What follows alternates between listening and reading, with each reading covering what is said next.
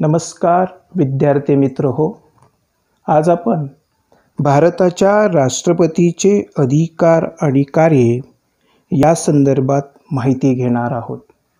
यापूर्वी आपण भारताच्या राष्ट्रपतीची निवड प्रक्रिया या संदर्भात चर्चा केली होती. भारताच्या राष्ट्रपतीला भारतीय राज्यघटनेनेच व्यापक स्वरूपात अधिकार दिलेले आहेत. तसेच काही अधिकार संसदेनं केलेल्या कायद्यानुसार भारताच्या राष्ट्रपतीला प्राप्त झाले आहेत. भारताचा राष्ट्रपती हा घटनात्मक कार्यकारी प्रमुख आहे आणि भारताचा राज्यकारभार हा राष्ट्रपतीच्या नावाने चालतो. मात्र भारताच्या राष्ट्रपतीला त्याचे अधिकार वापरण्यापूर्वी मंत्रिमंडळाचा सल्ला विचारात घ्यावा लागतो. भारताच्या राष्ट्रपतीला जे अनेक अधिकार मिळालेले आहेत त्या अधिकारांमध्ये कार्यकारी विषयक अधिकार, कायदेविषयक अधिकार, अर्थविषयक अधिकार, न्यायविषयक अधिकार, आणीबाणीविषयक अधिकार यांचा समावेश केलेला आपल्याला पाहायला मिळतो.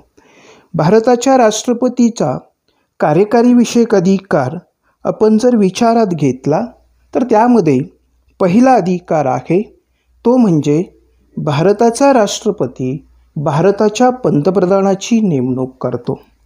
तसेच पंतप्रधानाच्या सल्ल्यानुसार तो मंत्रिमंडळातील मंत्र्यांचीही नेमणूक करतो असं आपल्याला पाहायला मिळतं. दुसरा कार्यकारी विषयक अधिकार म्हणजे भारताचा राष्ट्रपती हा संसदेने केलेल्या सर्व कायद्यांची अंमलबजावणी करण्याचे कार्य करतो. सरकारचे सर्व हुकूम भारताच्या राष्ट्रपतीच्या नावाने निघतात. तिसरा महत्त्वाचा कार्यकारी विषयक अधिकार म्हणजे राष्ट्रपती वरिष्ठ शासकीय अधिकाऱ्यांच्या नेमणुका करतो. या वरिष्ठ शासकीय अधिकाऱ्यांमध्ये भारताचा महालेखापरीक्षक, भारताचा महान्यायवादी, रिझर्व्ह बँकेचे गव्हर्नर, लोकायुक्त, परराष्ट्रात पाठवावयाचे राजदूत, राज्यपाल, मुख्य निवडणूक अधिकारी, केंद्रीय लोकसेवा आयोगाचे अध्यक्ष व सभासद यांच्या नेमणुका भारताचा राष्ट्रपती करतो. तसेच भारताचा राष्ट्रपती निवडणूक मंडळ, नीती आयोग, वित्त आयोग, भाषा आयोग, अनुसूचित जाती जमातींसाठी आयोग, मागासवर्ग आयोग, आंतरराज्य मंडळे इत्यादी मंडळांची आणि आयोगांची नियुक्ती भारताचा राष्ट्रपती करतो. याशिवाय त्याच्या कार्यकारी विषयक अधिकारांमध्ये चौथा अधिकार आहे तो म्हणजे भारताचा राष्ट्रपती हा तिन्ही सेनादलाचा प्रमुख असतो आणि त्या नात्यानं भारताचा राष्ट्रपती तिन्ही सेनादलाच्या प्रमुखांची नेमणूक करतो. त्याचबरोबर सैन्य दलातील इतर प्रमुख अधिकाऱ्यांच्या नेमणुका करण्याचा अधिकार हा देखील भारताच्या राष्ट्रपतीला प्राप्त झाला आहे. राष्ट्रपती हा राष्ट्रप्रमुख या नात्याने युद्धही जाहीर करू शकतो. पाचवा कार्यकारी अधिकार राष्ट्रपतीचा जो आहे तो म्हणजे राजनैतिक कार्य.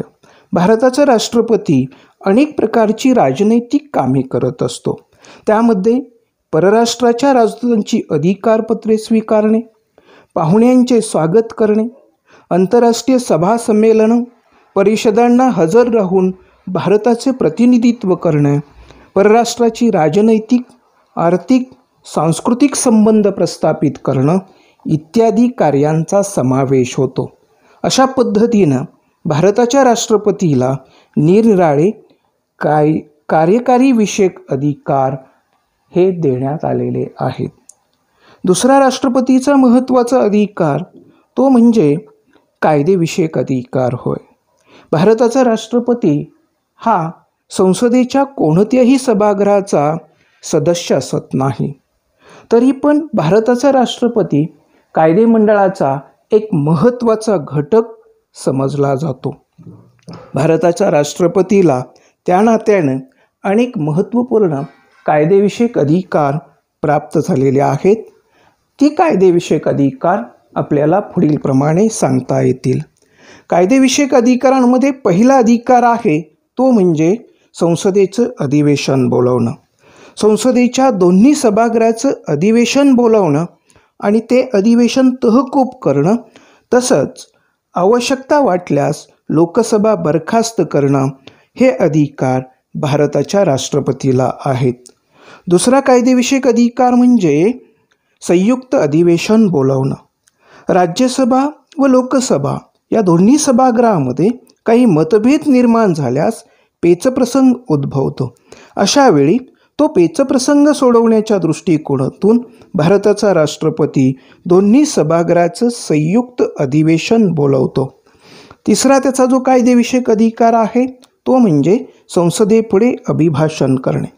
सार्वत्रिक निवडणुकीनंतर तसेच प्रत्येक वर्षाच्या सुरुवातीला राष्ट्रपती संसदेपुढे अभिभाषण करतो. या अभिभाषणात शासकीय ध्येय धोरणांची आणि कार्याची रूपरेषा स्पष्ट केलेली असते. त्यानंतरचा कायदेविषयक अधिकार राष्ट्रपतीचा आहे तो म्हणजे संसदेच्या दोन्ही सभागृहामध्ये काही सदस्यांच्या नेमणुका करणं. भारताचा राष्ट्रपती संसदेच्या दोन्ही सभागृहात काही सदस्यांच्या नेमणुका करतो.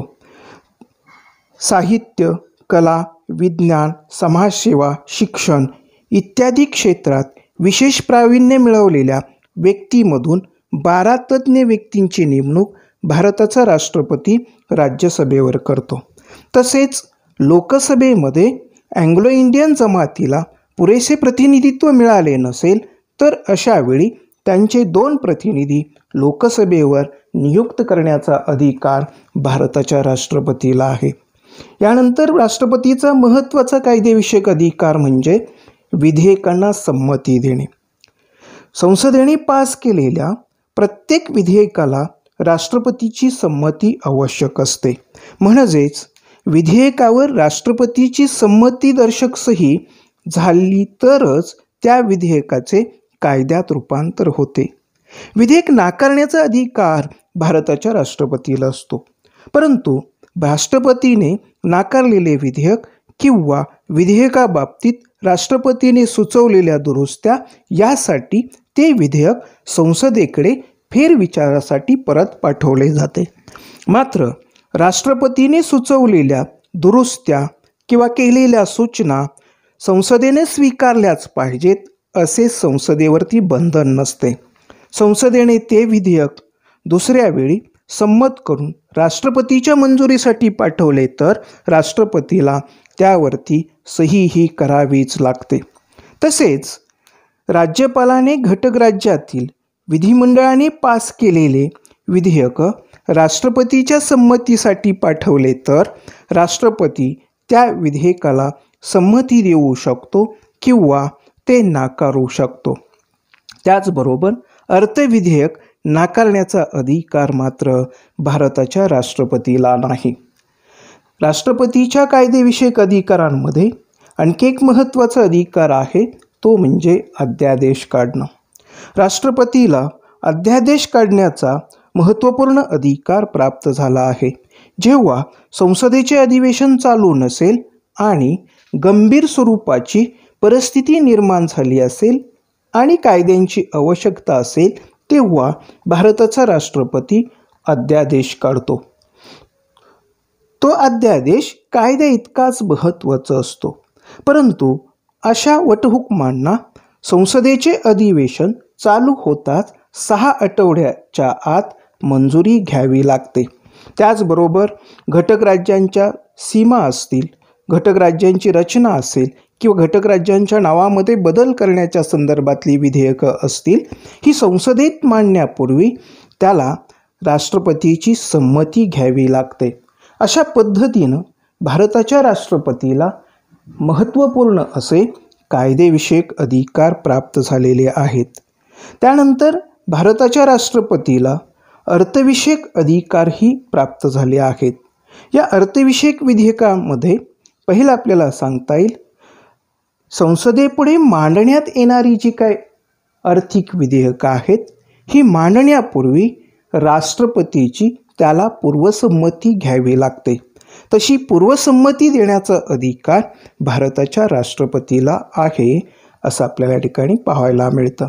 याशिवाय भारताचा राष्ट्रपती पुरवणी अंदाजपत्रक संसदेपुढे मांडण्याची व्यवस्थाही करतो.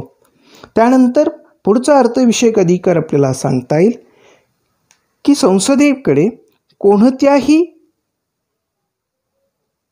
अनुदानाच्या मागणीची शिफारस करायची असेल तर त्या शिफारशीला भारताच्या राष्ट्रपतीची पूर्वसंमती घ्यावी लागते. ती पूर्वसंमती देण्याचा अधिकार सुद्धा भारताच्या राष्ट्रपतीला. भारताच्या राष्ट्रपतीचा एक महत्त्वाचा अर्थविषयक अधिकार म्हणजे संचित निधीवरती नियंत्रण. संचित निधीवरती भारताच्या राष्ट्रपतीचे नियंत्रण असते. तसेच आकस्मिक कारणासाठी तो या निधीतून पैसे खर्च करू शकतो. नंतर अशा खर्चाला संसदेची मंजुरी घ्यावी लागते.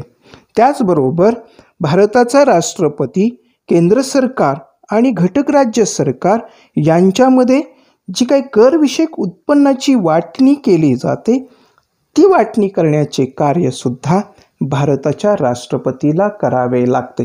अशा पद्धतीने भारताच्या राष्ट्रपतीला काही महत्त्वपूर्ण अर्थविषयक अधिकार आहेत. त्यानंतर भारताच्या राष्ट्रपतीचा अधिकार आहे तो म्हणजे न्यायविषयक अधिकार. भारताच्या राष्ट्रपतीला न्यायविषयक अधिकार जे प्राप्त झाले आहेत त्यामध्ये पहिला आहे न्यायाधीशांच्या नेमणुका करणे. भारताचा राष्ट्रपती सर्वोच्च न्यायालयातील न्यायाधीश आणि उच्च न्यायालयातील न्यायाधीश यांच्या नेमणुका करतो. त्याचबरोबर या न्यायाधीशांना पदच्युत करण्याचा अधिकार सुद्धा भारताच्या राष्ट्रपतीला असतो. मात्र न्यायाधीशांना पदच्युत जरी राष्ट्रपती करत असला तरी त्या संदर्भात संसदेने तसा ठराव पास करणं आवश्यक असलेले आपल्याला या ठिकाणी पाहायला मिळतं. त्यानंतर दुसरा न्यायविषयक अधिकार आहे तो म्हणजे दया दाखवण्याचा अधिकार. न्यायालयाने एखाद्या व्यक्तीला मृत्यूदंडाची शिक्षा दिली असेल किंवा इतर कोणत्याही स्वरूपाची शिक्षा दिली असेल तर अशा व्यक्तीला भारताच्या राष्ट्रपतीकडे दयेचा अर्ज करता येतो. दयेचा अर्ज केल्या राष्ट्रपतीला प्राप्त झाल्यानंतर राष्ट्रपती त्या व्यक्तीच्या शिक्षेत सूट देऊ शकतो किंवा ती शिक्षा पूर्णपणे माफ करण्याचा अधिकार भारताच्या राष्ट्रपतीला प्राप्त झालेला आहे असं आपल्याला या ठिकाणी पाहायला मिळतं. त्यानंतर महत्त्वाचा अधिकार आहे तो म्हणजे न्यायालयाला सल्ला विचारण्याचा अधिकार. केंद्र सरकारच्या किंवा घटक राज्य सरकारच्या संदर्भात काही प्रश्न किंवा काही वाद निर्माण झाले असतील तर अशा वेळी त्यासंबंधी भारताचा राष्ट्रपती सर्वोच्च न्यायालयाला सल्ला विचारतो आणि राष्ट्रपतीने विचारलेला सल्ला सर्वोच्च न्यायालयाला राष्ट्रपतीला द्यावाच लागतो. मात्र सर्वोच्च न्यायालयाने दिलेला सल्ला भारताच्या राष्ट्रपतीवरती बंधनकारक असत नाही. अशा पद्धतीचे भारताच्या राष्ट्रपतीला न्यायविषयक अधिकार प्राप्त झाले आहेत. त्यानंतर राष्ट्रपतीचा एक महत्त्वाचा अधिकार आहे तो म्हणजे आणीबाणी विषयक अधिकार. भारताच्या राष्ट्रपतीला आणीबाणी विषयक अधिकार प्राप्त झाला आहे. भारताचा राष्ट्रपती 3 प्रकारच्या आणीबाणी घोषित करू शकतो. एक आहे राष्ट्रीय आणीबाणी, 2 आहे घटक राज्य आणीबाणी आणि 3 आहे आर्थिक आणीबाणी. एक आपण पाहूया राष्ट्रीय आणीबाणी. बाह्य आक्रमण असेल, युद्ध असेल किंवा अंतर्गत अशांतता यामुळे राज्याच्या सुरक्षिततेला जर धोका उत्पन्न झाल्यास भारतीय राज्यघटनेच्या कलम 352 नुसार भारताचा राष्ट्रपती खात्री झाल्यास राष्ट्रीय आणीबाणी घोषित करतो. आणीबाणीची घोषणा ही 2 महिने अंमलात राहते. 2 महिन्याच्या आत या घोषणेला संसदेची मंजुरी घ्यावी लागते. संसद ठरवेल त्या काळापर्यंत त्या घोषणेचा अंमल राहतो. भारताचे राष्ट्रपती डॉक्टर राधाकृष्णन यांनी 1962 साली भारत चीन युद्धाच्या वेळी, 1971 साली बांगलादेशाच्या युद्धाच्या वेळी तर 1975 देशांतर्गत अशांतता या कारणासाठी राष्ट्रीय आणीबाणी घोषित केलेली होती. त्यानंतर दुसरा प्रकार आहे तो म्हणजे घटक राज्य आणीबाणी.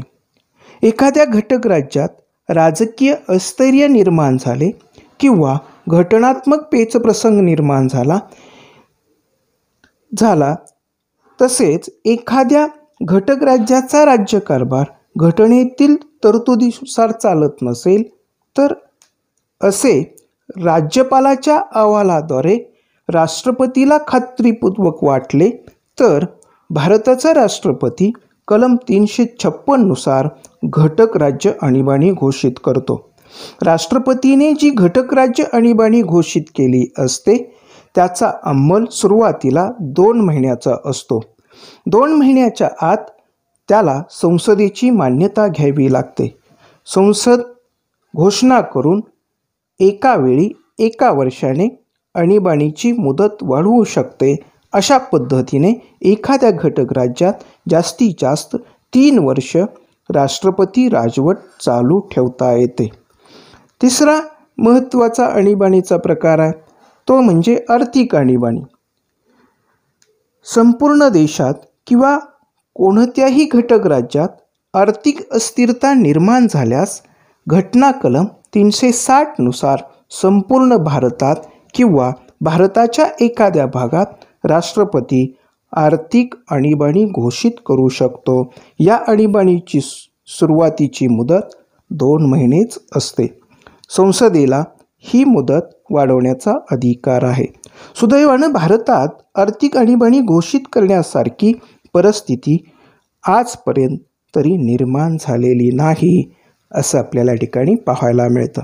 अशा पद्धतीने भारताच्या राष्ट्रपतीला कार्यकारी विषयक अधिकार, कायदेविषयक अधिकार, अर्थविषयक अधिकार, न्यायविषयक अधिकार, आणीबाणी विषयक अधिकार प्राप्त झाले आहेत असं आपल्या ठिकाणी पाहायला मिळतं. त्यानंतर आपल्याला राष्ट्रपतीचे स्थान व महत्त्व या संदर्भात पाहावे लागेल. भारताच्या राष्ट्रपतीचा विचार केला तर भारताचा राष्ट्रपती घटनात्मकदृष्ट्या हा अंतिम कार्यकारी प्रमुख आहे. घटनात्मकदृष्ट्या विचार केल्यास भारताच्या राष्ट्रपती इतके अधिकार जगातील कोणत्याच राष्ट्रप्रमुखाला दिलेले दिसत नाहीत. राष्ट्रपती हे पद देशाचे सर्वश्रेष्ठ असे अधिकार पद आहे. राष्ट्रपती हा भारताचा प्रथम नागरिक आहे. राष्ट्रपतीचे घटनात्मक स्थान अतिशय उच्च दर्जाचे आहे. घटनेनेच राष्ट्रपतीला सर्वोच्च पद देऊन त्याला व्यापक प्रमाणात अधिकार दिलेले आहेत असे आपल्याला पाहायला मिळते. राष्ट्रपती हे राष्ट्रप्रमुख असल्याने त्याला अनेक प्रकारची कार्येही करावी लागतात, अनेक प्रकारचे अधिकारही प्राप्त होतात. त्याचबरोबर राष्ट्रपतीला महत्त्वपूर्ण आणीबाणी विषयक अधिकारही प्राप्त झालेला आहे. राष्ट्रपती स्वविवेक अधिकाराद्वारे गुन्हेगारांना दयाही दाखवू शकतो किंवा त्यांची शिक्षा स्थगित करू शकतो, कमी करू शकतो. यामुळे भारताच्या राष्ट्रपतीचे पद अतिशय महत्त्वाचे आहे असे आपल्याला या ठिकाणी पाहायला मिळते. अशा प्रकारे घटनात्मकदृष्ट्या भारताच्या राष्ट्रपतीचे स्थान सर्वोच्च असलेले दिसते. तथापि भारताचा राष्ट्रपती हा केवळ घटनात्मक कार्यकारी प्रमुख आहे. भारताच्या राष्ट्रपतीला त्याचे अधिकार वापरण्यापूर्वी मंत्रिमंडळाचा सल्ला विचारात घ्यावा लागतो, हे मात्र लक्षात घ्यावे लागते. अशा पद्धतीने भारताच्या राष्ट्रपतीचे स्थान आणि महत्त्व आहे. भारताच्या राष्ट्रपतीपदी आत्तापर्यंत 14 व्यक्तींनी राष्ट्रपती पद भूषवले आहे.